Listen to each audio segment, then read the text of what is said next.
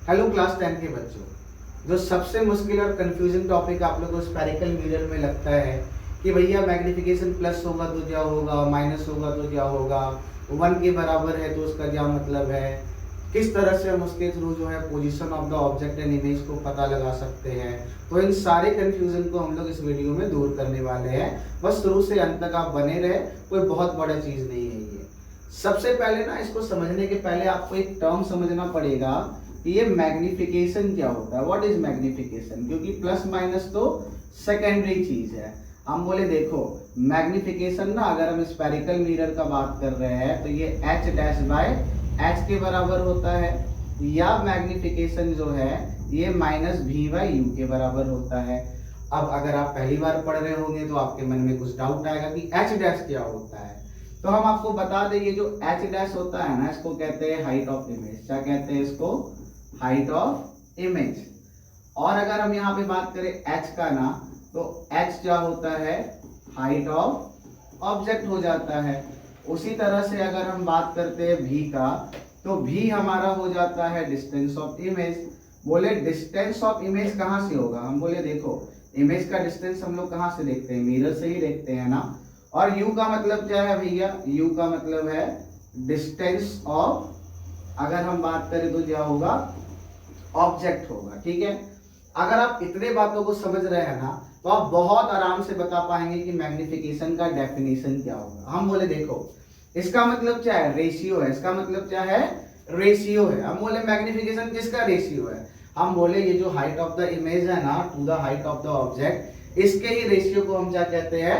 Magnification कहते हैं। Very easy, हमारे साथ रिपीट करिए। मैग्निफिकेशन किसको कहते हैं? हम बोले मैग्निफिकेशन वो सुंदर सा चीज है जो किसका किसका रेशियो होता है?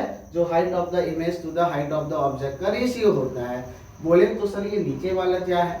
बोले एक डेफिनेशन नहीं है इसका, इसका दो डेफिनेशन पॉसिबल है। बोले दूसरा कौन सा है? हम बोले देखो अगर ये रेशियो है तो ये भी हमारा क्या है? रेशियो ही है ना।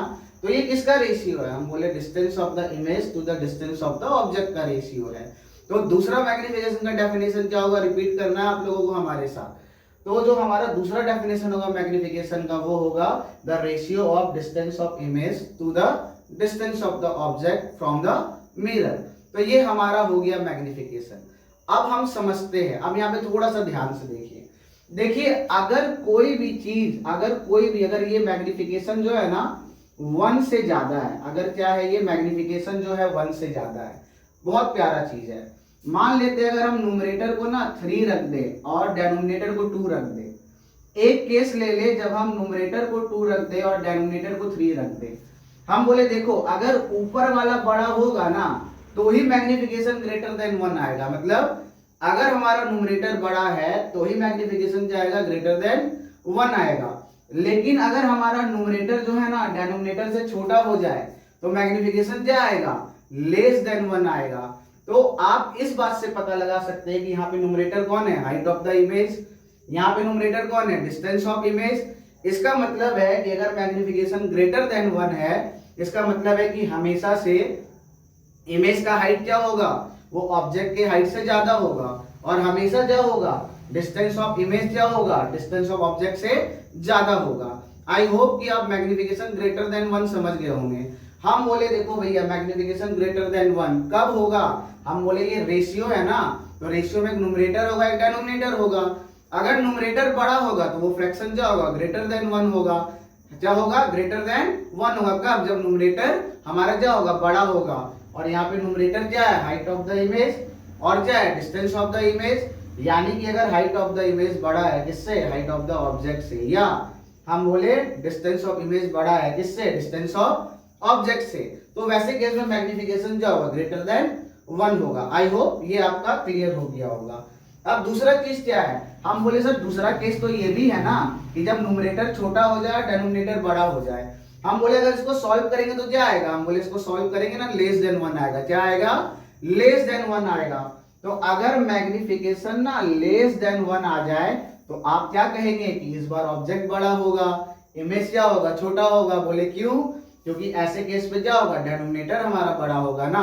तो अगर डेनोमिनेटर बड़ा है अगर डेनोमिनेटर क्या है हमारा बड़ा है, इसका मतलब क्या है, मैग्निफिकेशन क्या है, लेस देन 1 है। और डेनोमिनेटर यहाँ पे कौन है, हाइट ऑफ द ऑब्जेक्ट है, और कौन है, डिस्टेंस ऑफ द ऑब्जेक्ट है। तो अगर हाइट ऑफ द ऑब्जेक्ट या डिस्टेंस ऑफ द ऑब्जेक्ट क्या हो, बड़ा हो, तो हम क्या मानेंगे, उस केस में मानेंगे हमारा मैग्निफिकेशन क्या है, is less than 1, is less than 1। अब एक सवाल ये भी बनेगा कि मैग्निफिकेशन अगर 1 होगा तो क्या होगा। हम बोले देखो, अगर न्यूमरेटर और डेनोमिनेटर दोनों बराबर हो, बोले अगर न्यूमरेटर और डेनोमिनेटर दोनों क्या हो, बराबर हो, तो उसी केस पे क्या होगा, हमारा वो फ्रैक्शन क्या आएगा, 1 के बराबर आएगा। तो यानी कि अगर मैग्निफिकेशन 1 के बराबर आ रहा है, वैसे केस में क्या होगा, height of the image and height of the object वो दोनों क्या होगा, इक्वल होगा। या हम कहें वैसे केस में क्या होगा, distance of image and distance of object दोनों क्या होगा, इक्वल होगा। अब सवाल आता है कि सर ये तो हम समझ गए, अब बताइए प्लस का मतलब क्या है। तो आपको पता होना चाहिए इतना पढ़ने के बाद कि प्लस का मतलब होता है, किसके बारे में बात कर रहे हैं, स्फेरिकल मिरर में। स्फेरिकल मिरर में अगर मैग्निफिकेशन प्लस है, इसका मतलब है कि उसका नेचर क्या होगा, उसका नेचर वर्चुअल एंड इरेक्ट होगा। क्या होगा, वर्चुअल एंड इरेक्ट होगा। रिपीट करना है तो ज्यादा सीखेंगे आप। और अगर मैग्निफिकेशन हमारा -1 है ना, तो उस केस पे जो नेचर होगा ना, वो क्या होगा, रियल एंड इन्वर्टेड होगा। ठीक है, अगर आपको कोई बोले स्फेरिकल मिरर है, क्या है, एक स्फेरिकल मिरर है और मैग्निफिकेशन उसका क्या है, प्लस है, बताओ नेचर क्या है। बोले स्फेरिकल मिरर में मैग्निफिकेशन प्लस है, सर तो बताए थे कि इसका नेचर क्या होगा, वर्चुअल एंड इरेक्ट होगा। फिर अगर आपसे कोई पूछे स्फेरिकल मिरर है, मैग्निफिकेशन क्या है, -1 है, तो आप बोलेंगे हाँ सर तो बताए थे अगर मैग्निफिकेशन माइनस होगा तो नेचर क्या होगा, रियल एंड इन्वर्टेड होगा। तो आई होप ये वीडियो आपके लिए काफी बेनिफिशियल रहा होगा। और जो सबसे कंफ्यूजिंग आपका जो पार्ट था हमारे पूरे स्फेरिकल मिरर में, उसको हम कुछ मिनटों में ही आपका सॉल्व कर दिए। अगर वीडियो पसंद आया हो तो हमारे चैनल को जरूर सब्सक्राइब कर ले। बहुत बहुत शुक्रिया अंत तक देखने के लिए। मिलते हैं अगले वीडियो।